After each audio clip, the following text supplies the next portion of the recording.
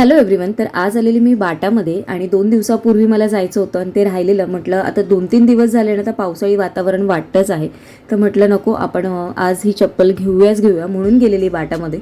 पण इथे मी खूप फिरल्यानंतर पण मला काही अशी चप्पल किंवा सँडल असा काहीच ऑप्शन मला आवडेल असा काहीच मिळाला नाही आहे. नंतर मग आम्ही म्हटलं इथे जास्त वेळ घालवण्यात काही अर्थ नाही. मग आम्ही इथून निघालो आणि इथून निघाल्यानंतर आम्ही घरी न जाता सचिनचेच भाऊ राहतात आमच्या घराशेजारीच, आम्ही त्यांच्याकडे गेलेलो. तिथे जाण्याचं कारण हे होतं की तिथे आलेले काका काकी सचिनचे, तर त्यांना आम्ही भेटायला गेलो. तिथे छान गप्पा मारल्या आणि तिथे ना त्यांच्याकडे ग्रिलमध्ये ना खूप सुंदर अशी झाडं लावलेली आहेत त्यांनी. आणि बघा ना, मस्त अशी झाडं आहेत, बघून खूप छान वाटतं. इथून आम्ही मग लवकरच निघालो कारण घरी येऊन मला जेवण करायचं होतं. तर घरी आल्यानंतर मी बाकीच्या कामांना सुट्टी किंवा बाकीच्या जेवणाला सुट्टी असं तुम्ही म्हणू शकता, एकच पटकन राईस करायचं ठरवलं, पुलाव. आणि म्हटलं कोशिंबीर करूया आपण, जी कुठली घरात अवेलेबल आहेत, जे काही भाज्या वगैरे सगळं मिक्स करून आणि झटपट असा पुलाव करून घेतला.